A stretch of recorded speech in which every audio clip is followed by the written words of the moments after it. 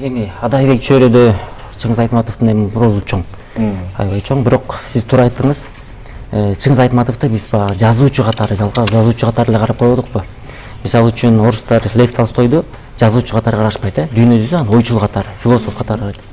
Айтматов да ошол Лев Толстойдон кем эмес, философ, ойчул. Себеби чыгармаларын кайсы бирин окусак дагы ал жерде терең ой жатат. Ар бир сайын окуган сайын башкача ой келет. Улам бир нерсе табасың да, баягы бир складка унутуп калган келиндей болчу, бир нерсени улам чыгып аткандай окуп аткандай болуп, ошол китебин улам чыгып турат да. Улам окуган сайын чыгып турат. Анан Чыңгыз Айтматовдон ушундай адамдар болуп атпайбы? Бул кишилер өздөрүнүн көзү өтүп кетсе дагы аты кызмат кылып атат. Мисалы үчүн чет мамлекетке чыккан баардыгы билет. Кыргызстан десең сурайт, бул каяктан, Курдистанбы, Казакстанбы, ушинтип эле тажатат да, өзгөчө Европа тарапка, Америка, Япония жака чыксаңыздар.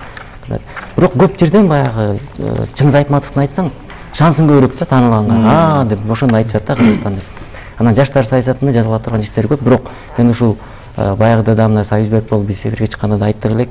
Мен негизи мамлекет жактан карабайт элем. Жаштарды мамлекет бир нерсе жардам бериш керек, тиндей кылыш керек дегенде негизи баягы каршымын. Мамлекет координациялайт болгону. Азыркы учурда мына 30 жылдын ичинде деле жаштардын арасында мамлекетте акча жок, тигиндей болду, мынча жыл революция болду деп аргасын айтып атабыз. Бирок ошол учурда деле тың чыккан жаштар болду. Бизнесте болбосун, жазуучулукта болбосун, искусстводо болбосун, башка тармакта илимде болбосун, бүт жерде бар. Ар бир нерсе мен ушул жакта көрүп турган, телевидение көрүп турган жаштарга айтмакмын. Эч кимден күтпөгүлө, эч кимден үмүт артпагыла, эч кимге токонолот кылбагыла. Өзүң аракет кылгыла. Аракет кылсак, максат койгонду үйрөнсөк биз жетебиз. Максат койгонду билбеген адам бул таксиге адресин айтпай отуруп алган киши сыяктуу. Акырында таксист аны сөгүп, бир караңгы буручка таштап кетет.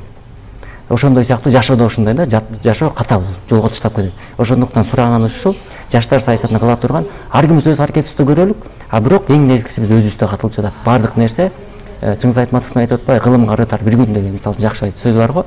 Мисалы үчүн кээде бир күн ушунчалык маанилүү. Кээде ошончолук жалкоолук кылабыз, бир күнүбүздү дагы бөлө албайбыз бир чоң бир гениалдуу идеяларга, гениалдуу иштерге.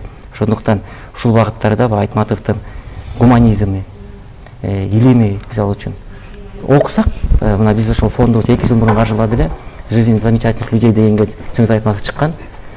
Ушул жакта мына биографиясын окуп көрсөк, эми бул түгөнбөс казына. Мен ойлойм, казып көрүш керек, жазуучу катары эмес. Гений, философ, ойчул катары казып көрсөк көп нерсе таба алабыз.